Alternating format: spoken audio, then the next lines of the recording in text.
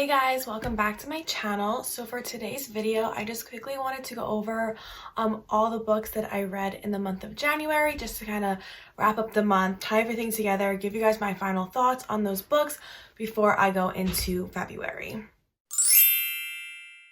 For the month of January, I was able to read a total of 5 books, which I'm really happy about. Definitely not my best month ever, but a pretty strong start to the year, so I'm pretty happy with it. And I'm right on schedule to hit my 55 books for the year. And the first book that I read in January was Jade War by Fonda Lee, which is the second book in the Jade City series, which I've talked about at least a handful of times on this channel, so I'm not going to go into depth about this book. I will link to the video where I talk about Jade City in the description box below, so if you guys want to hear about Jade City, you can watch that video, but I don't want to be repetitive for people that have seen that video. During this book, we continue to learn about some of our main characters, and we continue to watch this kind of war play out between the clans. So just a quick little overview without going into detail to waste everyone's time. But Jade City takes place on the made-up island of Kekon, and Kekon is ruled essentially by these two clans. And throughout the books, they're kind of in this like Cold War standstill, I guess you could say, where they're kind of fighting over the land and they're fighting over jade, which is kind of like the main resource that grows on Kekon. So throughout the books, it's kind of like the political warfare of these two clans and how they're kind of manipulating things to get ahead in this war, and the strategies and everything that they're kind of trying to do to beat out the other clan. So that's what I'm going to go into, because again, I don't want to get repetitive and I also don't want to give anything away for anyone who hasn't read the series yet. So my rating for Jade War, I gave a 4 out of 5 on Goodreads, but I would say it's probably more about a 4.5 out of 5. It doesn't get a full 5 stars for me because I did feel like there were times where it just felt like it dragged a little bit. Like I felt like she probably could have got rid of maybe about 50-70 pages of the book, and that would have made it just go a little bit faster. It just at times felt like it was dragging and that it was a little bit longer than it needed to be, which is an issue that I did not have in Jade City, the first book. So that's pretty much my only critique about this book and why I'm giving it more of a 4.5 instead of a 5. But I still highly recommend this series. If you are a fan of Game of Thrones, you will really like this series because of the fact that it does have a lot of political warfare and like strategizing and anticipating your opponent's moves to kind of get ahead, which is basically all of Game of Thrones. It's a lot of that, you know, there is a lot of obviously war and battle in that show, but it comes down to kind of like the players that are behind the scenes, like Littlefinger and Varys and Cersei and Daenerys and all those people that are kind of playing chess and moving the pieces on a chessboard to kind of see, you know, if my opponent does this, what can I do? Or if I do this and my opponent does that, like what does that mean? So I think that this has a lot of that political warfare and the strategizing and all of that stuff, which I really think is interesting and something that I really liked about Game of Thrones. So I would say if you are a fan of Game of Thrones, you should read Jade City. I think you would really like it. Okay, so next I was able to read books 1 through 3 of the Percy Jackson series by Riordan. I unfortunately was not able to read all 5 books, but I'm pretty happy with the first 3, and I will definitely continue to read books 4 and 5, probably at the end of February, at the beginning of March. And this was exactly what I thought it was going to be. It's just such a cute children's story.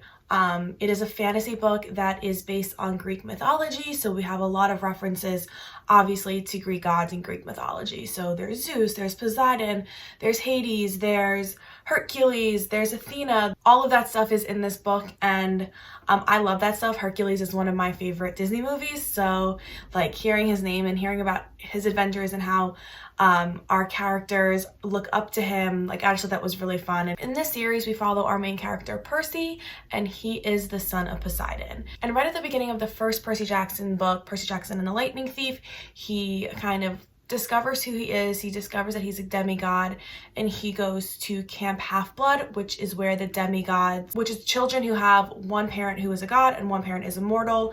Those are demigods, and they go to Camp Half-Blood to train. So in addition to Percy, we also have Grover, who is a satyr, and he is basically kind of tasked with helping Percy, protecting Percy, and kind of making sure that, you know, Percy's going in the right path to becoming the hero that he's, you know, meant to be.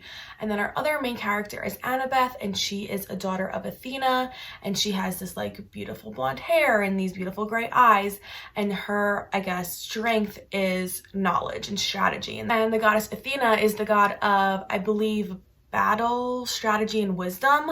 So that comes through a lot in Annabeth, where she is always the person to be like, no, don't just run into the battle, let's think about it. What's the best way to approach the situation? Like, what's the smartest strategy here to actually get us, you know, through this, and so we can accomplish our task? And let's not just kind of where Percy is like runs full speed ahead trying to save the world essentially. She's kind of the person on the team where she's like, you know, let's stop, let's think about it, and so we can actually accomplish our goals. So also in the first book, the kind of premise is that Zeus's lightning bolt was stolen, which makes sense, the lightning thief. And he basically, Zeus threatens to start a war because his lightning bolt was stolen, and he's convinced one person did it and somebody else thinks somebody else did it. And so it's kind of like we don't know who did it, but in order to stop Zeus from basically throwing a temper tantrum, Percy, Grover, and Annabeth are going to go find this lightning bolt so that they can return it to Zeus, essentially, you know, save the world. Every book from there is kind of, you know, Percy's adventures with, you know, different demigods and different this and different that, and his kind of quest to, you know, accomplish the goal of that book, therefore saving the world. And they definitely do build on each other. They're not individual books. There is kind of one central bad guy that they're fighting throughout the books, and obviously I only read books 1 through 3, so I don't know exactly how it ends, but I just thought these books were so cute. I gave them all 4 out of 5 stars. I love the references to Greek mythology, as I said. It was actually a little bit confusing for me, even though these books are for children or for teenagers. Like, when each god or spirit or creature would come in, I'd have to look it up and be like, what were they again? Who were they? And what is Apollo the god of? And, you know, it's a little bit confusing, and of course I studied that when I was younger, but I didn't remember each one. So it was really interesting for me to just kind of get a little, I guess, like, course in Greek mythology and kind of remind myself of that. And it just really reminded me how much I really like that stuff and how interesting I think it is. And also, something about the book that I really like is that it definitely kind of reminded me a little bit of Harry Potter. So obviously in each Harry Potter book you have Harry, Hermione, and Ron kind of going on this journey, or, you know, going through school to save the day, right? Save the wizarding world. So I definitely saw some similarities there, which I just thought were really cute, and it was fun to me to kind of see those commonalities through both those series, which I'm a huge Harry Potter fan, so I loved the commonalities between the two. And I would definitely recommend the Percy Jackson series to anyone. Honestly, whether you are in middle school or whether you are an adult, I think they're just really cute, really enjoyable. So yeah, I would definitely recommend Percy Jackson. Okay, and the 5th and final book that I read in the month of January is Legendborn by Tracy Dion. This book is so good. So I was super excited to jump into this book because I had heard so many good things about it, but I was a little bit nervous that it was going to be one of those things where it was so hyped up that it was just never going to live up to that hype. And I am so happy to say that it 100% lived up to that hype and honestly exceeded all expectations. So Legendborn is a YA contemporary fantasy that is, I guess, a King Arthur retelling. And I've already talked a lot about this book, so I'm going to try to keep this summary really short.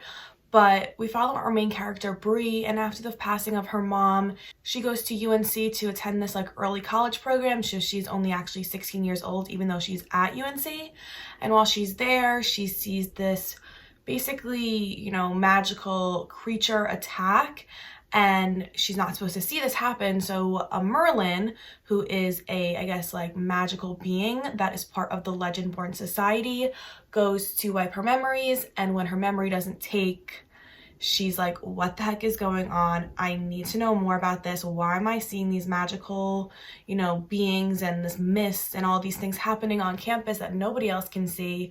So she goes to join the society to find out why she's seeing it. And also because when the Merlin tries to wipe her memory, she actually recalls a new memory from the night of her mother's death. And so she's like, why am I seeing these things and what the heck really happened to my mom? So she goes and joins the society to try to figure all that stuff out. And obviously it's not just, you know, seal tight, easy, she figures it out, check, moving on. It's so much deeper and there's so much more going on than she could have ever imagined. And while she's there, she also meets another member of the Legendborn group, which is Nick, and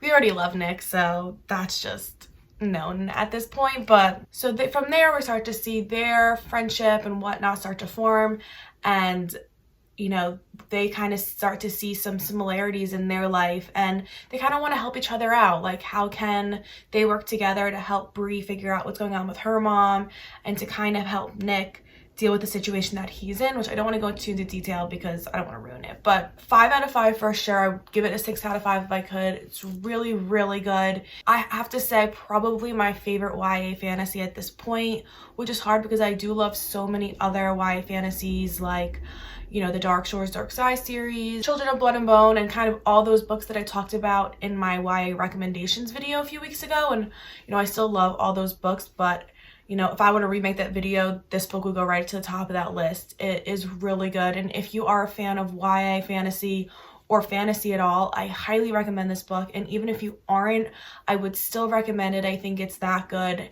And I'm just so excited for the next book that comes out in this series. And I don't think the next book comes out for a while, but when it does come out, I will definitely be getting my hands on it because it was really good. So those are all the books that I read in the month of January. I hope this video was short. I tried to keep it super short and concise and kind of just give you guys my final thoughts on what I would rate these and if I would recommend them. And as you could see, I loved pretty much every single book that I read this month, which was super exciting, and it definitely just pushes me to continue to read, and I'm just in a really good reading grind right now, which is really exciting. And I hope to keep that going throughout the month of February because I definitely have some exciting books planned, which I will talk about in my next video. But I definitely recommend all these books. If you're looking for a book, please pick up Jade City. It's so good, especially if you love anything, you know, political warfare, strategizing, Game of Thrones. Highly recommend. If you're looking for maybe an easier book, or if you're a fan of Harry Potter, definitely try Percy Jackson if you've not already read it. If you read it maybe, you know, 5-10 years ago, maybe try picking it up again because it really is just such a cute series. And also, if you are looking for a YA or YA fantasy or fantasy book, I highly recommend Legendborn. It's just really good. Honestly, I can't say enough good things about that book. That is all I have for this video. I hope you guys liked it. Please let me know if you end up picking up any of these books that I read, or if you've already read it and you guys have thoughts on them. I would love to hear them, so please leave those in the comments below. But that is all I have for today. Please like this video, please subscribe if you are not already, and I will catch you guys in my next video. Bye!